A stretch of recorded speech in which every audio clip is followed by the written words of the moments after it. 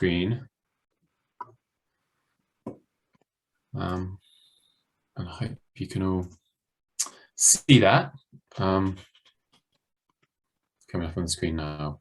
Yeah, so thank you for the invitation to be part of this speaker series.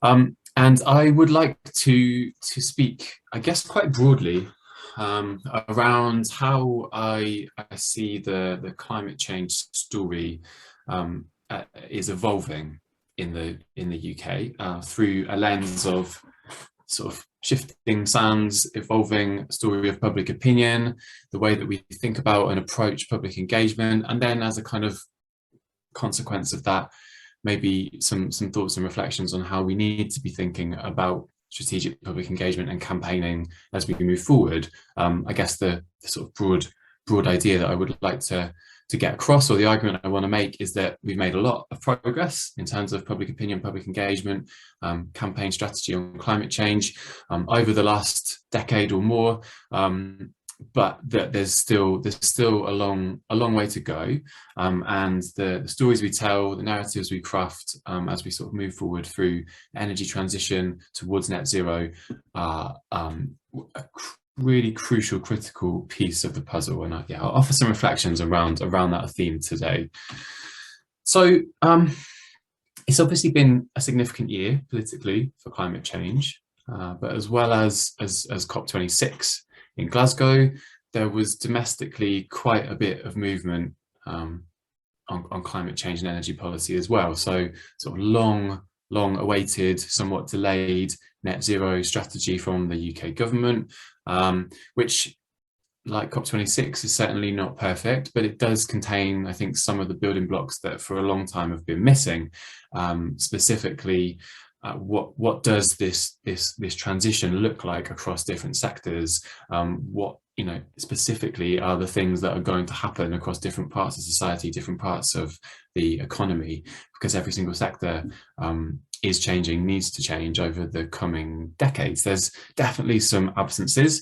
There's not really any sense of a public engagement strategy in the net zero strategy. There's not much of a sense of what really, I don't think yet, the role of the public is in these fundamentally, I think, people-led transformations that we're already starting to experience and need to accelerate. But nevertheless, some progress is there, and some of the things that perhaps should have been in place a long time ago are starting now to finally be put into place as we sort of move from pledges and plans and promises into action on the ground. And alongside this, linked to this, it's been a big year for media coverage domestically as well. Thankfully we're a long way past, I think, now old ideas around sort of false balance, where some scientists would be reported saying how important and urgent climate change was, and some other voices would put the opposing view. We're past that. We've seen this year with COP26 a huge amount of coverage. The magnitude of coverage is the highest it's ever been domestically in terms of media. And although there are certainly still, and I'll come to this in a bit more detail, criticisms and differences of opinion around the pace, the costs of the net zero transition, we're largely seeing straightforward reporting of climate change as an issue, how urgent it is, how important it is. And as I'll argue, this is starting to really be reflected in public opinion as well. So politically, in terms of the media, things are moving along. I think it's also been, and this is harder to quantify, but I think this illustrates the point fairly well. It's also been a quite a significant time, I think, for climate change in terms of mainstream culture. One of the announcements that was made during COP26 perhaps went a little bit under the radar with everything else that was going on, but I think is quite significant. Was that all of the main broadcasters have signed up to a pledge to not just report more on climate change as a factual news issue, or cover it with their science correspondence, environment correspondence, but to really weave in climate change, integrate it, embed it into their coverage right across the spectrum of types of programs that they make. I mean, I think this is pretty significant. As one example, during COP26, there was a a crossover storyline where the soaps all referenced each other briefly with a COP26 topic, and at least some of those soaps taking those climate storylines forward. You know, I think 10 years ago, that would have been impossible to imagine. Even 5 years ago, perhaps impossible to imagine that climate change would be seen as embedded, mainstream enough to be finding a home, finding a voice inside our daily, weekly soaps and other kind of indicators of mainstream culture. So again, things are moving. I don't think it's the right phraseology to say it's been a big year for climate impacts, but I mean it has internationally, and that's not going to stop anytime soon. Even as we get carbon emissions under control, unfortunately, we've got worsening climate impacts to look forward to. No matter how quickly we get on with our mitigation.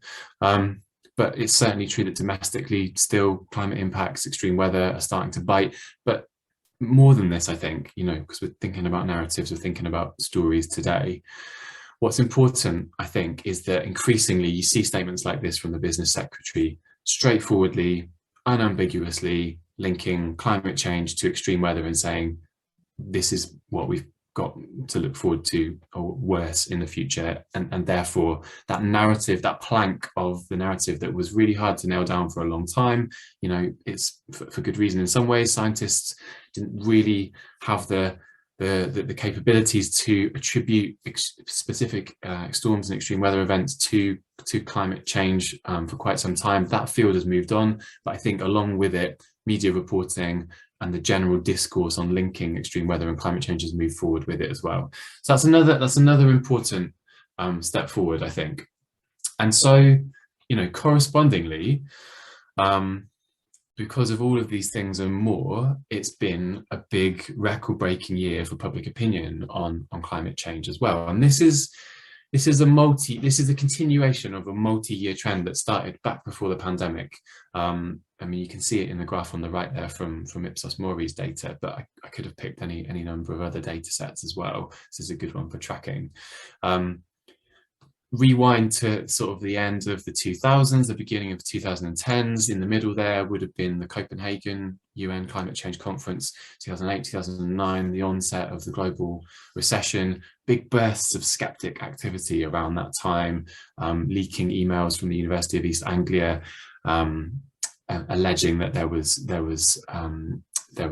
sort of fraudulent practice going on with data that was proven to be not the case. But nonetheless, there was a big skeptic pushback, a huge other important societal issue, the economic crash at the time, and correspondingly, you know, a real drop-off in terms of levels of concern, salience, consideration of climate change as an important pressing issue. And it took the rest of the 2010s, the rest of the decade to recover, you know, really catalyzed by the school strikes, Extinction Rebellion, an increase in the I think urgency of scientific and political rhetoric around about that time as well, all leading up to COVID-19. But incredibly, we didn't see what we saw 10 years before, which was this, you know, kind of idea that there's a finite pool of worry. We can only care about so many things at once. Shown not to be the case with climate change and COVID-19. We've seen levels of concern stay high, get higher, and we're now at record-breaking levels. And this is, you know, it's really important. It's really, really significant, I think, and it's welcome and it's long overdue, because the social mandate really matters. This is the phrase that climate outreach would use to sort of talk about this issue. The idea that if there's a strong social mandate in place, when people are concerned about the issue, see its relevance to them, they are prepared to make changes in their own life where that's appropriate, or kind of support policies that would bring those changes about, and they're speaking back into politicians and to businesses, saying how much they care, saying it's important to them. That social mandate is this kind of catalytic driver of the rest of the kind of climate policy space, I would argue. I think the idea that public opinion doesn't matter for climate policy is no longer credible if it ever was. But nonetheless, despite all that progress and the, in many ways, uncharted waters that we find ourselves in with public opinion, and you see similar patterns in other countries as well, I think really we're only at the starting line, not the finish line, in terms of public opinion, public engagement. And I want to offer you some reasons briefly for why I think that's the case, and then offer, I guess, some reflections on what that means for how we go about public engagement, think about campaigning, moving on from where we are now. So firstly, most of what's still to come, most of what we need to do that involves public engagement is still ahead of us. This graph is from the Committee on Climate Change. Less than 40% they estimate of the changes that are now needed in terms of decarbonising, getting to net zero, don't involve any sort of social behavioural components or changes. The majority either largely lean into sort of social behavioural changes, or at least involve a kind of combination of technological, economic, policy levers and societal behavioural changes. I'm sure many of us won't find that surprising, because so much of what we're now looking at in front of us involves people, either at a minimum sort of consenting to things or not opposing things and changes, but really more actively than that, actually, wanting and owning and desiring change to come about and really driving the transformations ahead of us forward, whether it's food that we eat, where that comes from, the land that we use, whether it's for food and farming, what type of farming, whether it's land used to sequester carbon, to grow energy crops, our transport, how we go on holiday, how we commute, how we heat our homes, things that are involving our workplaces and the jobs themselves that we do. It's pretty fundamentally about people from here on. So it's great that we've got high levels of concern and high levels of salience and high levels of worry, and people are saying it's the most important issue facing the country today. But most of the important stuff, in a way, when it comes to actually engaging people and what we, the people, need to do in response to the climate crisis, most of that's still to come. I think we've talked a lot about it, but we haven't done all that much about it in terms of demand side changes, lots of supply side changes, decarbonisation of the energy supply, not so much happening in terms of consumption emissions, demand side emissions, lifestyle changes, and not just as energy consumers, but as citizens and voters and members of communities and families. That's kind of all still to come for most people, I think it's true to say.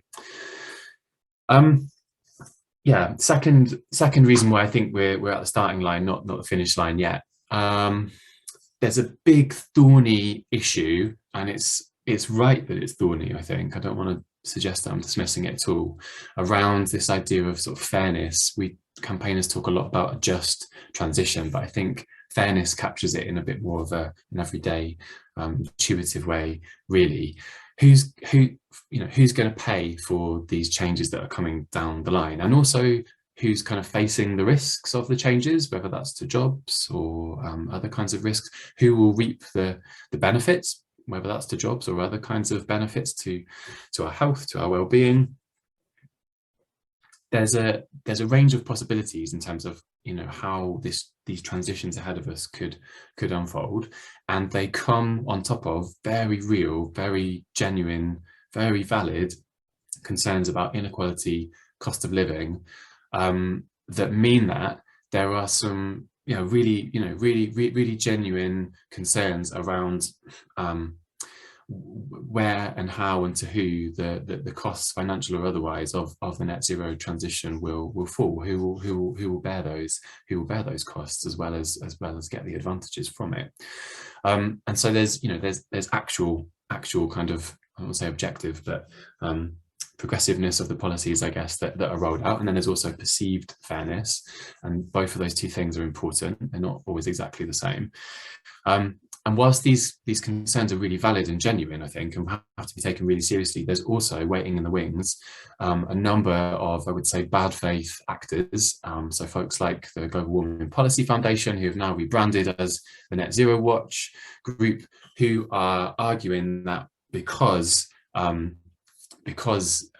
it's possible that the transition might not be fair, or that there will be costs involved, that people won't support it and that it won't be fair. So it's on us, or broadly the climate movement, to make sure that it is fair. But there's strong kind of countervailing narratives and stories in the background there from people who are no longer skeptical about the reality of climate change, or even the need to move to net zero, but are starting to argue for delaying tactics on how fast and how far we move forward. I think linked to this central thorny idea of fairness is a fact that I don't think is visible enough yet in our conversations that we're having with each other, or with our various different public audiences as campaigners, as communicators. Consumption emissions from our lifestyles are incredibly skewed towards wealth and disposable income. The graph that's on the screen here is from the UNEP emissions gap report in 2020. It's showing a global distribution of emissions against income, but this skew, or a version of it, applies to individual countries as well, if perhaps a little less starkly. But I don't think we're really at a point yet where we're honestly having that conversation very much with ourselves, with different public audiences, that when we say we need to see changes from members of the public, from ourselves, around our lifestyle choices on food or travel, or consumption of material products. I think it's absolutely true that there's things that everyone can do and should do within whatever's appropriate to our means, our abilities, our kind of agency. But it's not the case that everyone needs to kind of make exactly the same amount of changes fast. Certainly it is the case that the top 1%, but the top 10% of our country, of other countries, is really where the big shifts need to come sooner than later.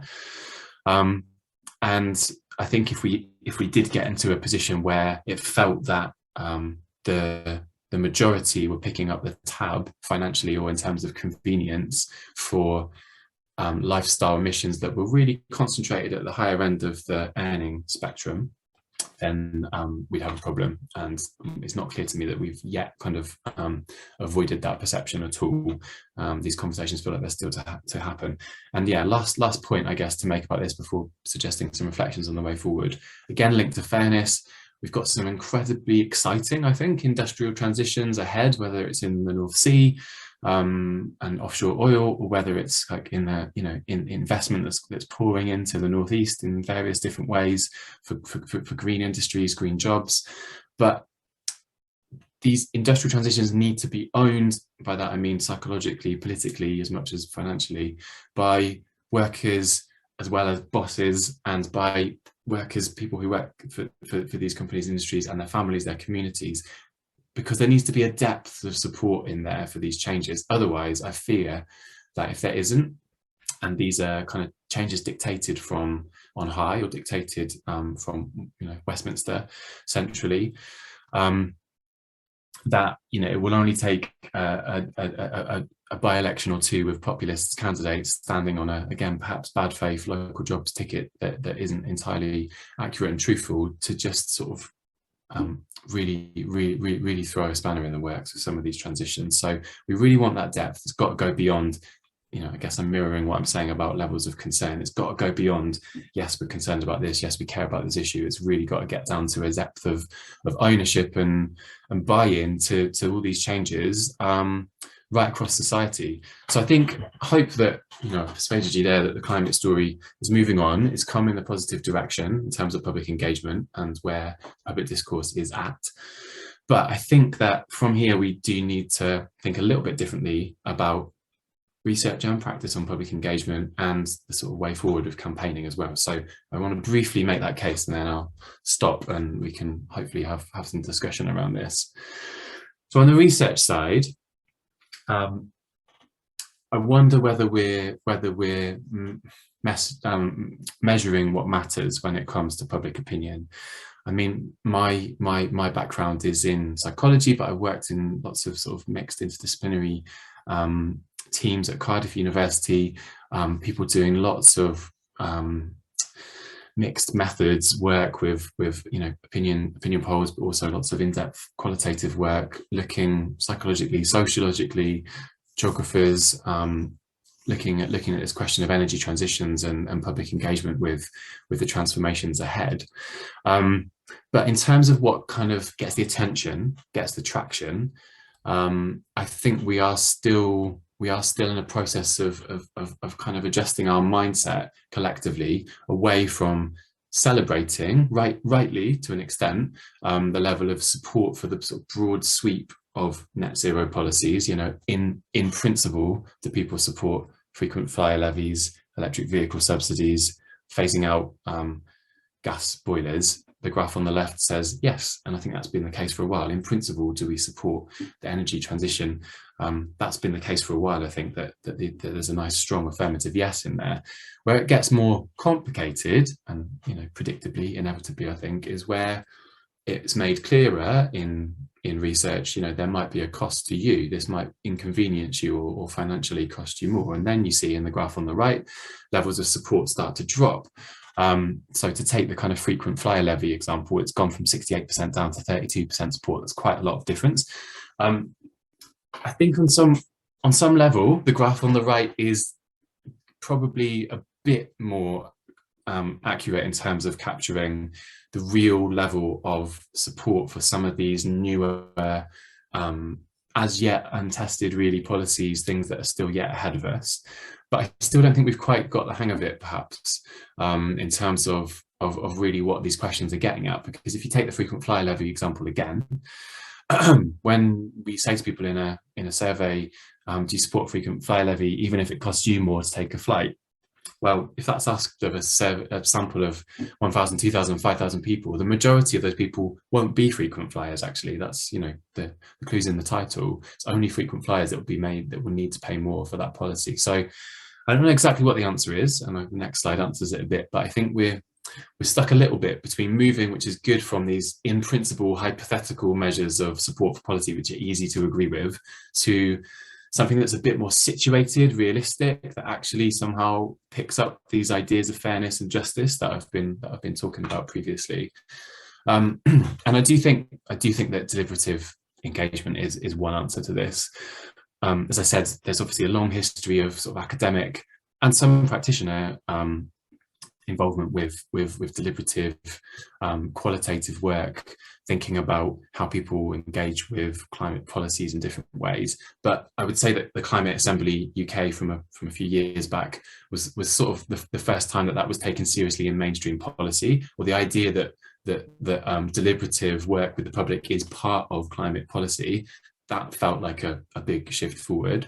But we've got to make sure that we don't somehow use that as a line in the sand that stays static. The Climate Assembly, I think, is only the start. We need much more of this, much more of the same. We need more kind of talking climate activities right across national, local authorities, and there are initiatives that are starting to really pick up that baton, I think. But the more that we can embed a sort of live readout of where public perceptions are as part of our investment in the transition, like there's no reason that we shouldn't be investing in capturing and understanding and filtering through public opinion in the same way that we invest in new technologies. It's needed. We need to invest in that kind of social infrastructure as well, I think, for this transition to be powered along in the way that it should be.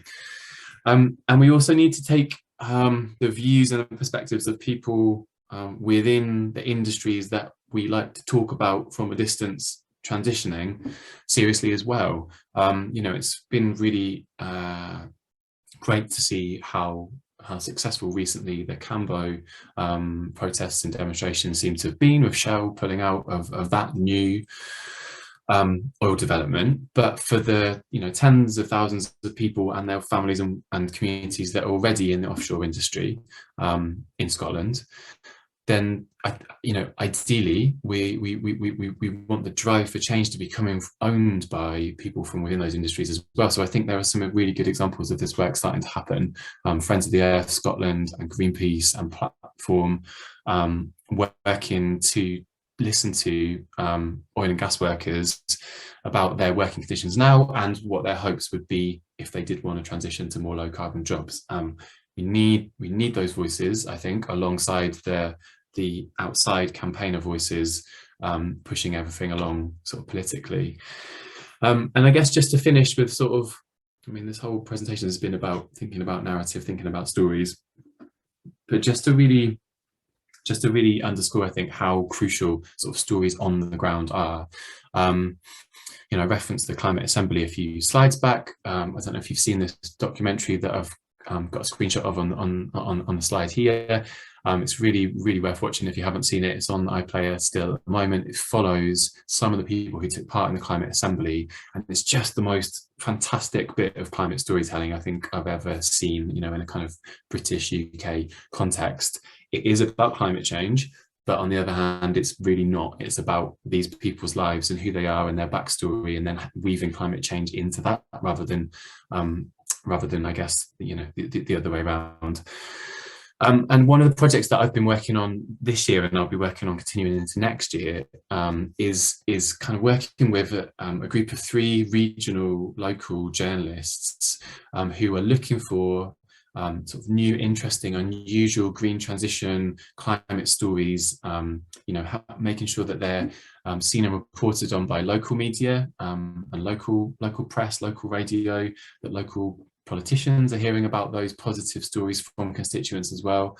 And I guess the work that I've been doing as part of that has been trying to join the dots between those local regional stories and some of the themes and the ideas that are coming through thick and fast at a national campaign and political level. Because I think even just on the basic idea of green jobs, they sound great, everyone wants them, or everyone thinks they're a good idea, but they feel a bit mythical, I think, at the moment still to many people. So I think, as well as those more familiar national campaign strategies that we all know and love, I think we really need like a cluster of sort of real tangible local stories that can just bring these ideas to life as we move forward. Otherwise, I think the risk is that it feels like something that's happening to people rather than something that people are driving along. So to conclude, this is not just some sort of hand-wavy abstract idea about the power of stories.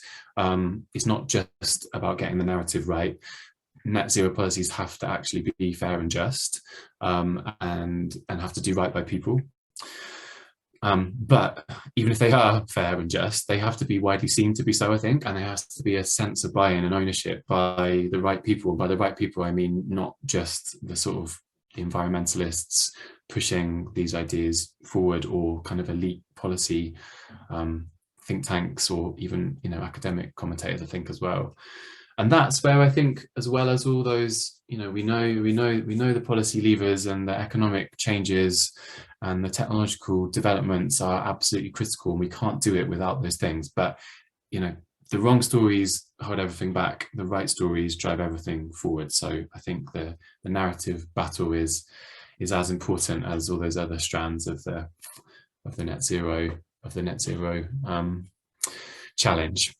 Okay, thank you. That was what I wanted to share with you, and maybe back over to Jack, I guess.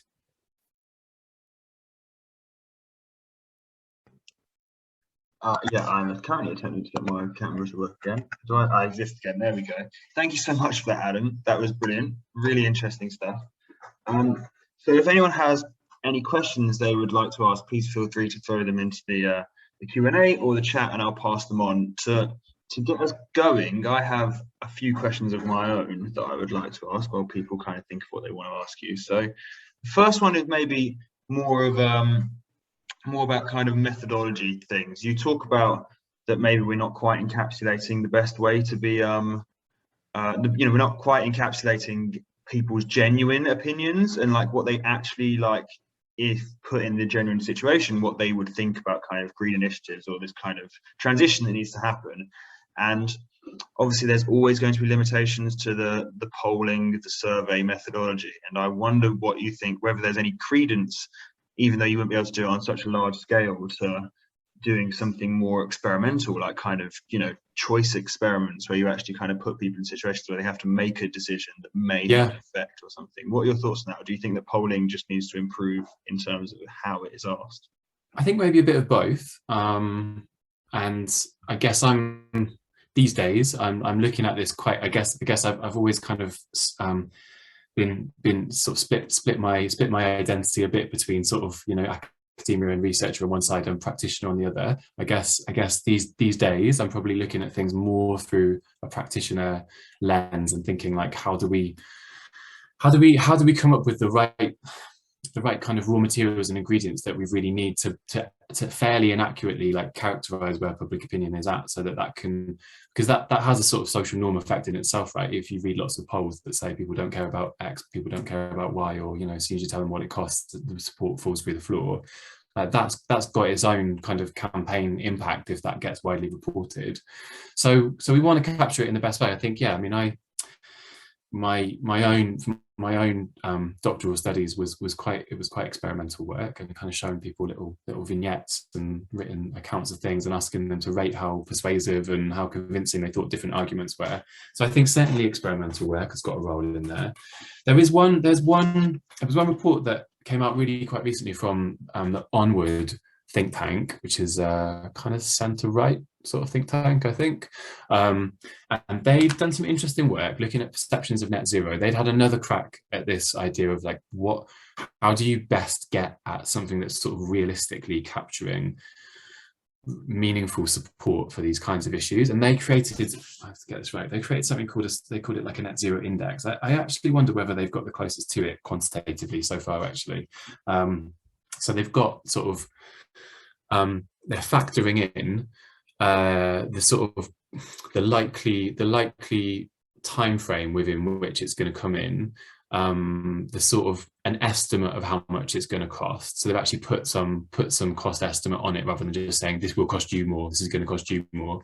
And one other thing that I now can't remember, but they basically had come up with a kind of 3-part index that was attempting to get a bit more of a qualified sort of conditional take on these numbers.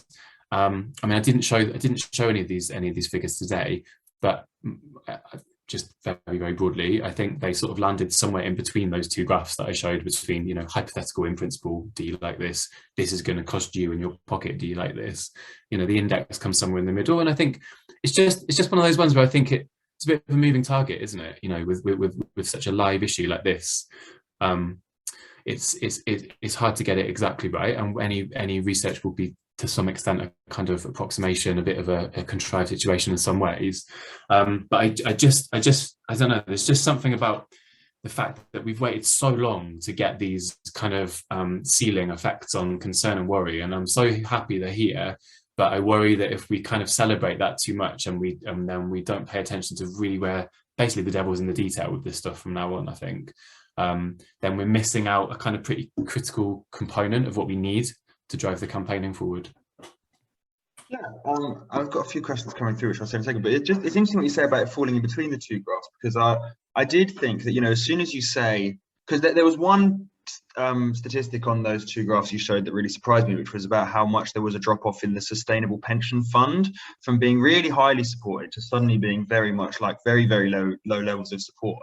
And actually, in terms of the cost of moving to a sustainable pension fund, it basically is nothing. Like, you could theoretically be put on a sustainable pension fund without even knowing about it. Like, there could feasibly be no effort or financial cost involved at all. So I wonder whether or not, once you put the phrase, you know, or put however it's worded, you put the kind of, this could be at a cost to you, people then value that cost what they think it would be, rather than any actual number, and then overestimate.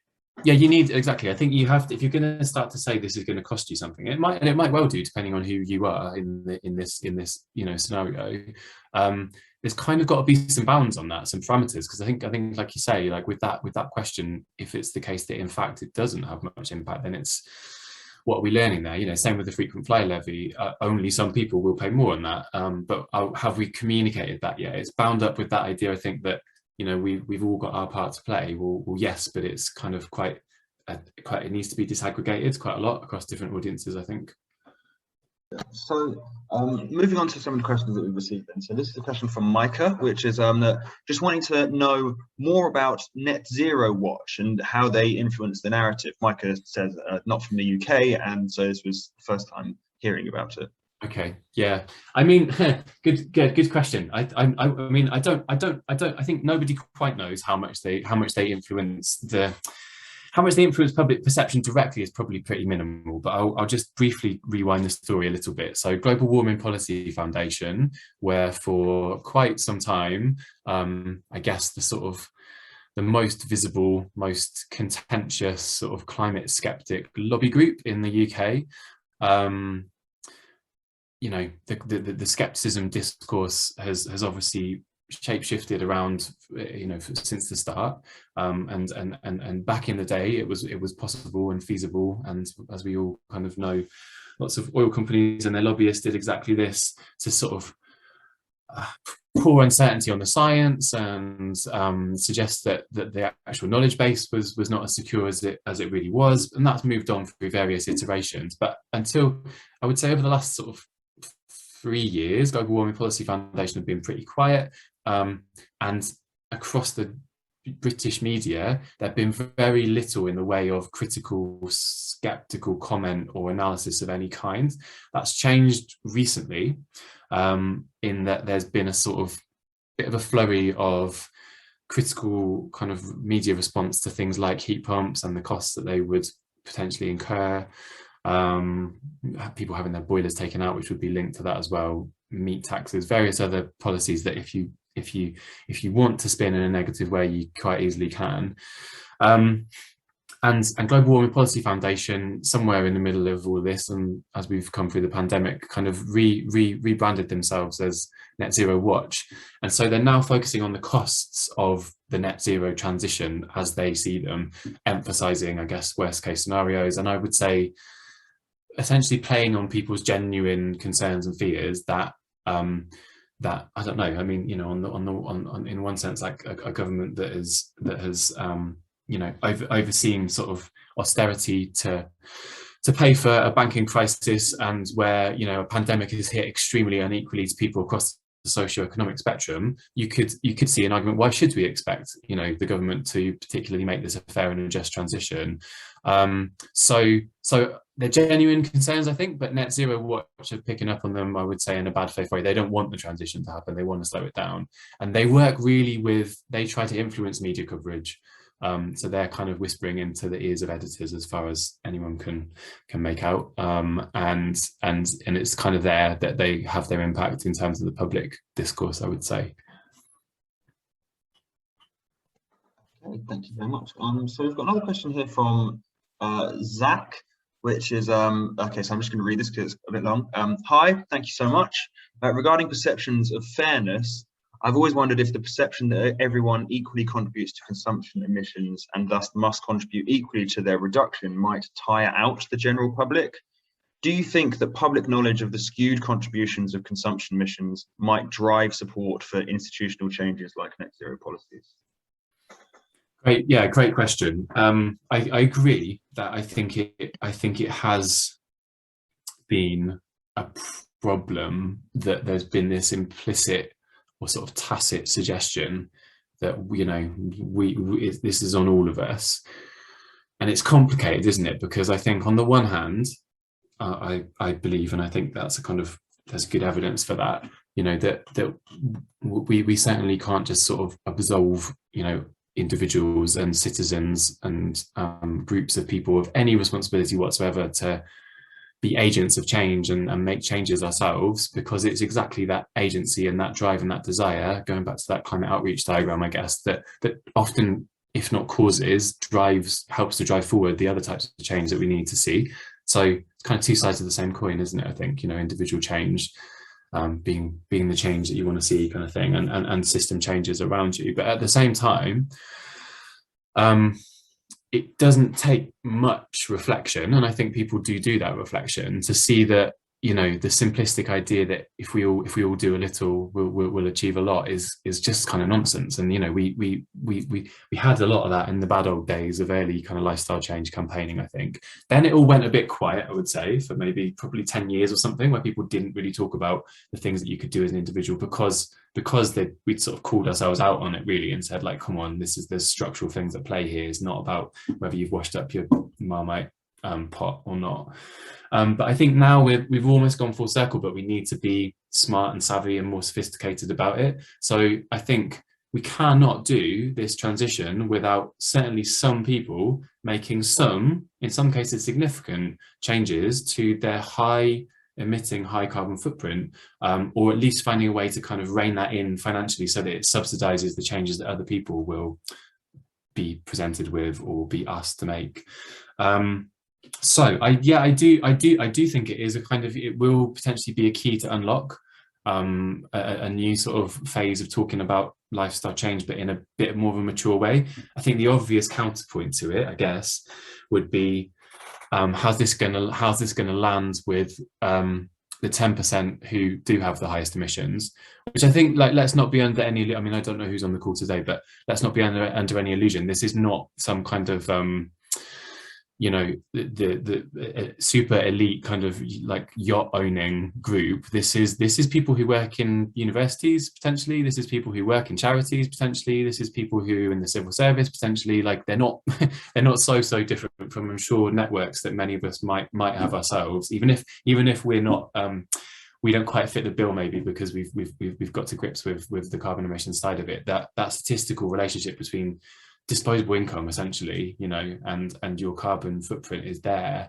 And I don't think it's we've quite got hold of it yet. And I think if we can, then it's one of the ways that we can prove that all this talk about a just transition is real, rather than just kind of lip service to it. I think is one of the things that makes it fair. Awesome, thank you so much. I've got one final question from attendees for the moment. Zach and Micah both say thank you for your responses, by the way, which is from Philip, which is they just want more info on the filmmaking links, please. They're involved with active travel. The ingrained car reliance creates massive resistance to fair relocation of road space. Chichester, I don't know how to say that. Chichester, is that how you say the name of that place in West Sussex? Anyway, that's where they're from. Yeah.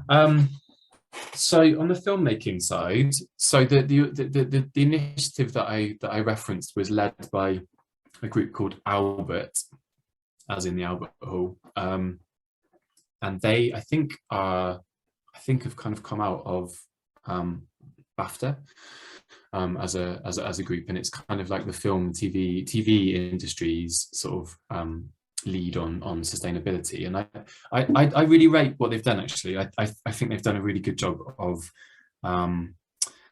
building kind of, you know, coalitions across, I don't know the industry in detail, but I think I would imagine a pretty competitive industry. You know, you generally don't have different broadcasters' logos popping up on each other's screens, you know, and the soaps is a kind of nice example because it's sort of, you know, makes you smile, but also, like, that hasn't ever happened before either. Like, I think the fact that the broadcasters are seeing, and they're still, like, TV is still so important. I think it can, some of us, I find myself thinking, you know, surely, like, most people now are kind of getting all their information and, you know, getting everything online, but it's not the case. Like, TV is really important still, and a lot of people get their news, especially from the BBC, you know, most trusted across all kind of audience demographics, really, including on climate change. So it matters, I think, that they've done that kind of consensus building exercise, and that they're thinking, they're applying that amazing creative power that TV makers, program makers have to climate change. It's about time, but I'm glad that it's happening now. So yeah, Albert are the ones to look up there.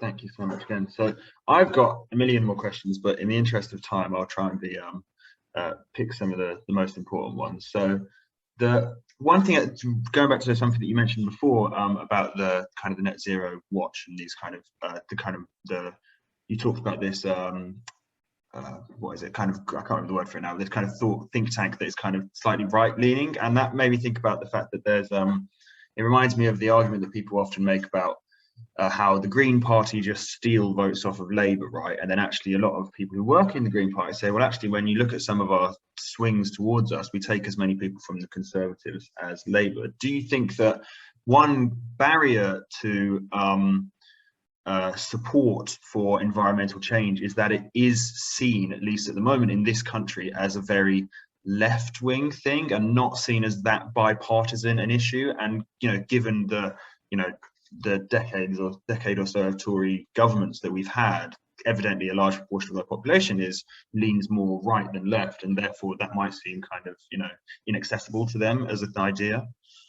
Yeah, I mean, so it's something that I've done quite a bit of work on at Climate Outreach previously, and I would actually challenge that characterization a little bit. Like, I think I totally agree that the sort of the identity of the environmentalist movement has tended to be more obviously leaning to the left, and the people that are certainly the people that are loudest and that have maybe got some of the most sort of significant voices in environmentalism have definitely been on the left, and you can see why in some ways, because I think the way that the issue is the issue is developed is a lot to do with fairness and justice, and around the need to deal with a problem that is unfairly caused and felt.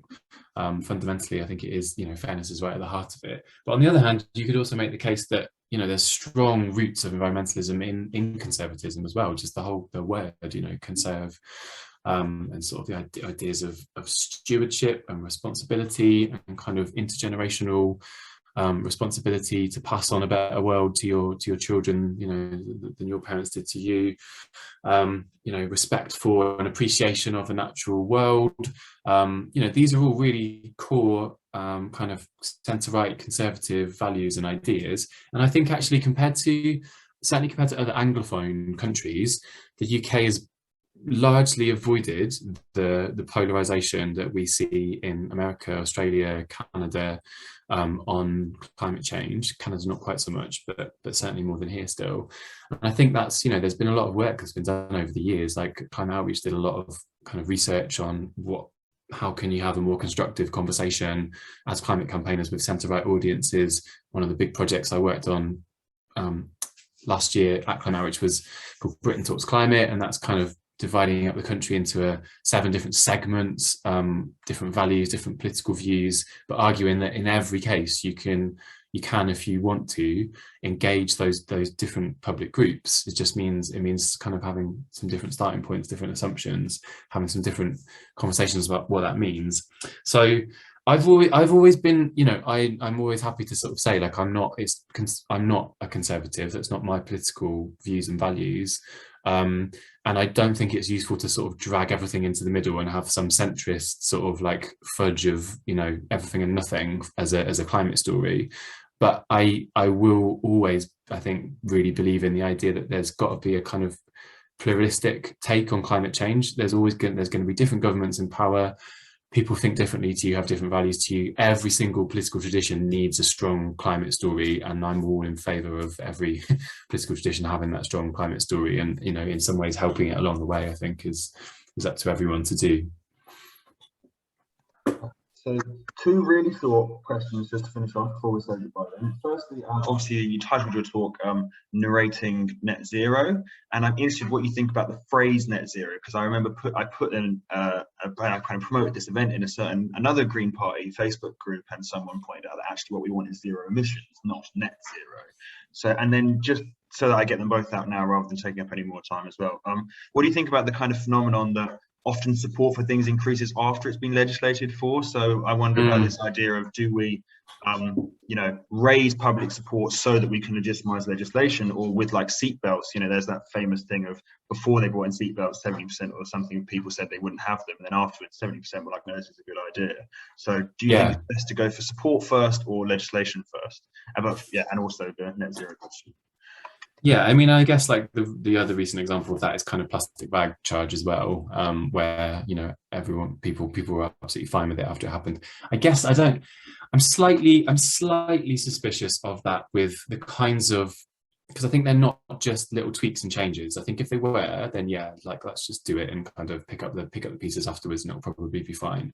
But I don't think that's the nature of the changes that are in front of us now. Some of them are quite significant. Some of them are going to really challenge people's identity and people's values and the things that they thought were pretty fundamental to how they would always be able to go about their lives, and so I just don't know whether that is going to quite apply. But at the same time, I think kind of action led stories and action led communication and persuasion is really important as well. So that's why the project I referenced, trying to really raise up the profile of green transition stories actually happening, not just these things that are happening hypothetically. But look, here's someone in your area that you can relate to or recognize as someone that's kind of similar to you in some way, who is part of this transition now. They really are, and so you can see it in real life. So, yeah, I think that in that sense, action before persuasion for sure.